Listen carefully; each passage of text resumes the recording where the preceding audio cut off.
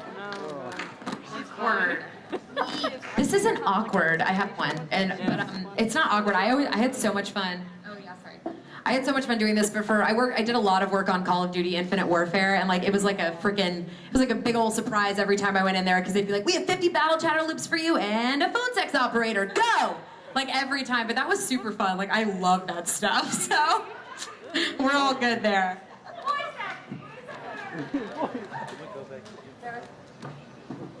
I can never, I have a weird, well, I learned this the hard way.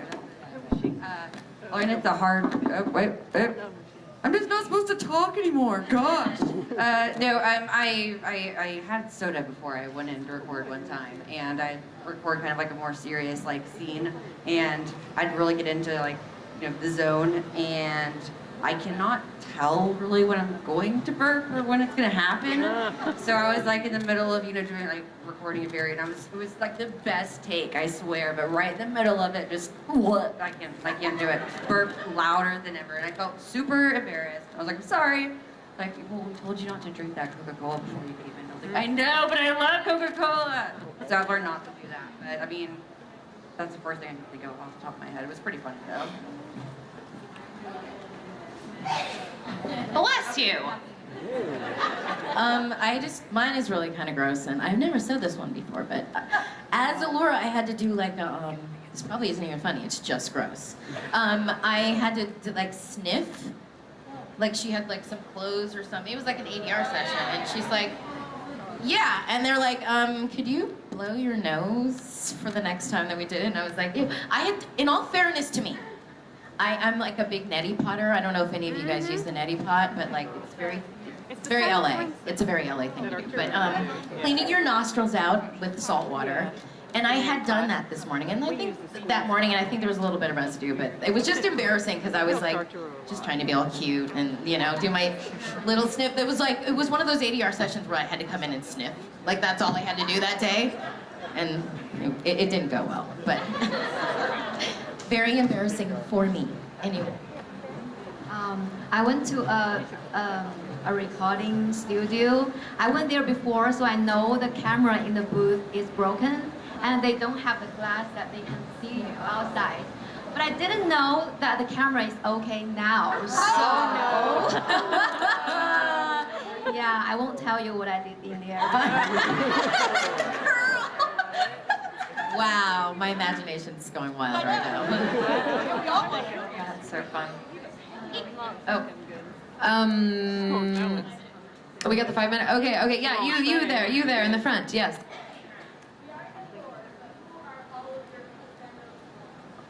I mean, I have more. I have a hierarchy. Okay, Shinya Kogami from Psychopaths. Yeah, he could get it. And then I would say Lancer from the Fate series, like Ku. Yeah, or Arthur. All of them at once. Please come to me now. No, I know nothing. Sorry. I can't ship anybody. I can't say anything. But you're just talking about me, myself.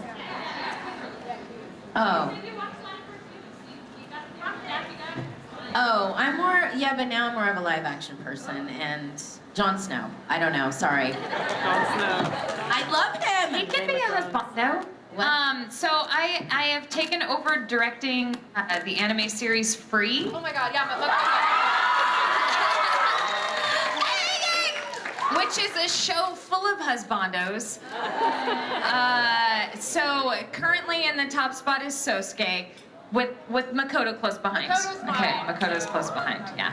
Cool. So also new episodes of Free in English begin on August 2nd. That's next Thursday. So please watch, you guys. There are a lot of new characters and you're gonna love them. Yay! I don't know who I'll ship in Overwatch, May with whom, but maybe Olaf in Frozen. Olaf! You have such a happy life. They just make you laugh all the time and warm hugs.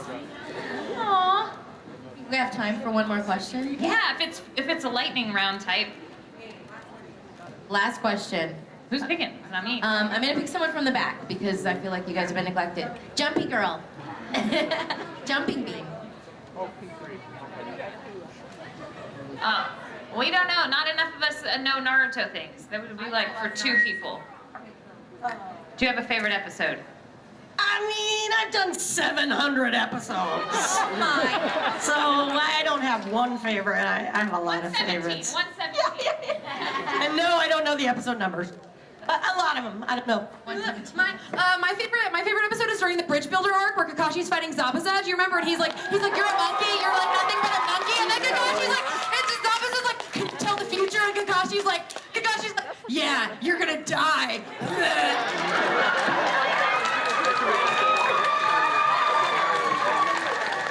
I think it's entitled Kakashi Sharingan Warrior. I know the episode title.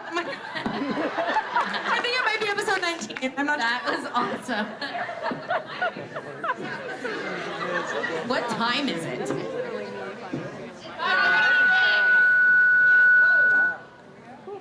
These mics are something else. We work with them for a living, but serious. Okay, how about this lovely lady in the front with roses on her shirt? Yes, you. Is that me? Are there roses on my shirt? Don't suck. As an actor, best advice as an actor. Be a pleasure to work with, and then they'll invite you back. That's really good advice. Because the same people direct the same stuff over and over and over again, and just, be professional and be a pleasure to work with. And yeah, I don't know. That's good advice I got. I would agree I with think that. use your instincts. A lot of people have told me that before, or like a couple have, where they say, don't try to fake it. If you're yelling or something, don't go, ah! You're like, you really gotta do what the emotion is. Be real, be prepared. This is what I can think of because it's fairly recent and it applies to what I'm working on right now, which is a lot of Shakespeare for a couple of plays that I'm in. And the advice, I was talking to another actor that I really respect, and I'm like, and I'm just so worried about this, and it's really hard, and I'm just got so much to read. And he said, don't read too much. Don't read too much. I was like, just use the text, like the words that are given to you. Just use that. And it kind of helped because I was getting super buried in all the research that I was doing and how am I going to do this right and do it justice. It's hard when you're doing a role that's like 400 years old. You're sort of paranoid. But he's like, just use the text. Okay, I will. Thank you. Thank you, senpai. Yeah, a couple minutes. I think we do. Yeah. Someone else picked. Yeah. I picked Rose Shirt Girl. Okay, I pick green shirt. It's okay. You're not dying. You're alive. What's your name?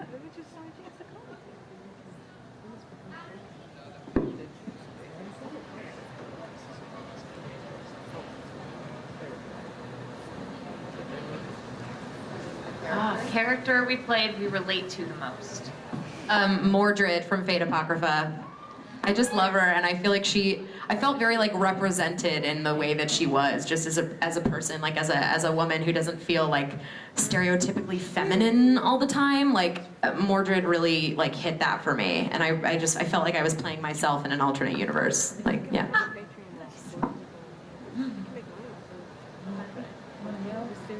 Probably Haruhi from Oran.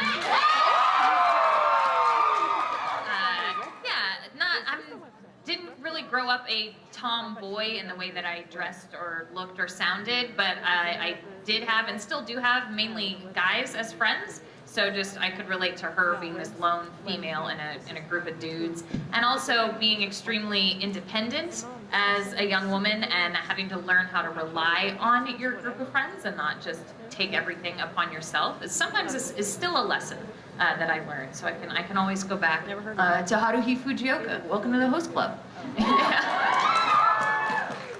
I always wanted to be in a band. I always wanted to be, cool hip girl band. And since I don't really get to do that, and I get to play it on in Scooby-Doo as one of the Hex Girls, that makes me feel like, yeah. I'll be in a band with you. I know, and you know what's really cool for you older people out there? It's Jennifer Hale and me and Jane Whelan. And if you know who she is, she's one of the Go-Go's. And she all the harmonies for the Go-Go's. So if you really listen carefully to any of the Hex Girls music, we kind of have like the Go-Go's harmonies because we really went to a studio and recorded that stuff That's so together cool. like a band. So that would be the role that I don't really identify with the most, but it's the one that I want to identify with the most. I would love to be in a girl Good band. answer. Yeah. That's so sweet.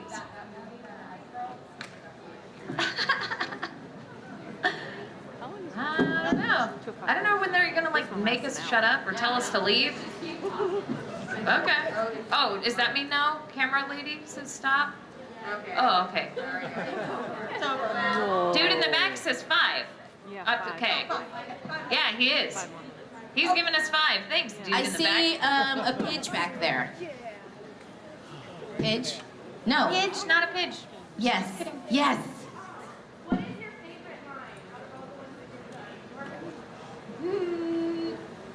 Oh man. That's mine too. That's my favorite line too. It's true. That's fun. I like her. I like just met her today. I just like my spirit animal. I want to take you home. Can you just live with me? That'd be great. Got a swimming pool. Yes. It's even better. I would say the one that I love going, here come the buffs from Persona 5. Like that's. I love, just because I didn't realize I sounded like this until I watched the episode, but just it was fun to do and fun to say. But when Weiss is talking to Ruby and she calls her perfect, and Weiss gets very angry and she says, "I'm not perfect." All right.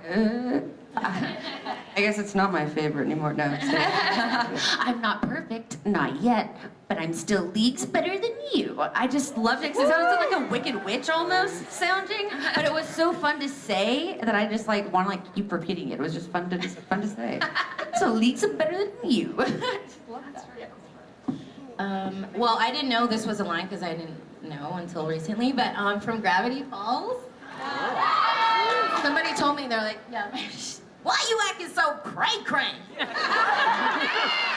And somebody was like, I'm like, that was literally a one-liner on a show, and people say that to me all the time. I think that's really funny. That's so Yeah. fun. The things that folks latch onto. I crack me up.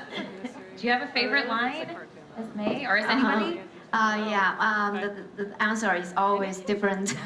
Maybe sorry, because that one is an accident in the recording session. Really? yeah, that's fun. I mean, no clipping. Is that in front of me? No. Yeah. Poster animation didn't go.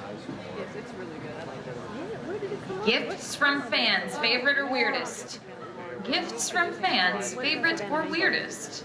I met this really great family. It was a grandmother, a mother, and a kid, and they drove like 17 hours down to meet me at the convention, and they were really, really cool people, and they got my address and sent me a box of peach jam and like all this stuff that they made on their farm.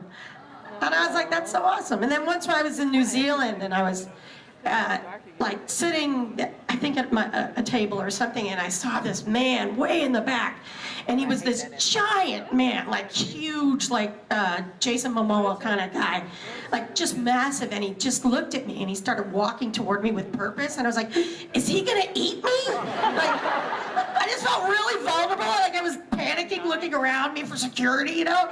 Like, what is he gonna do? He came up and he had this deep voice, of course, long hair, and he was like, hello. And I was like, hello? And then he said, I made this for you. And he gave me a handmade out of the palm.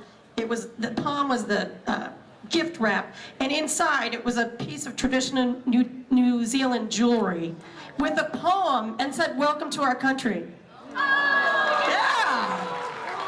And I was like, this is amazing. I almost burst into tears, you know. And I was like, he goes, I always give it to people. The last one I gave it to was Michael Jordan. I was like, this is awesome. So that was like, those are two very special gifts that I've gotten. Yeah. Yeah, on that note, we just got the wrap it up now. Everyone get out. But thank you guys so much for coming to see us.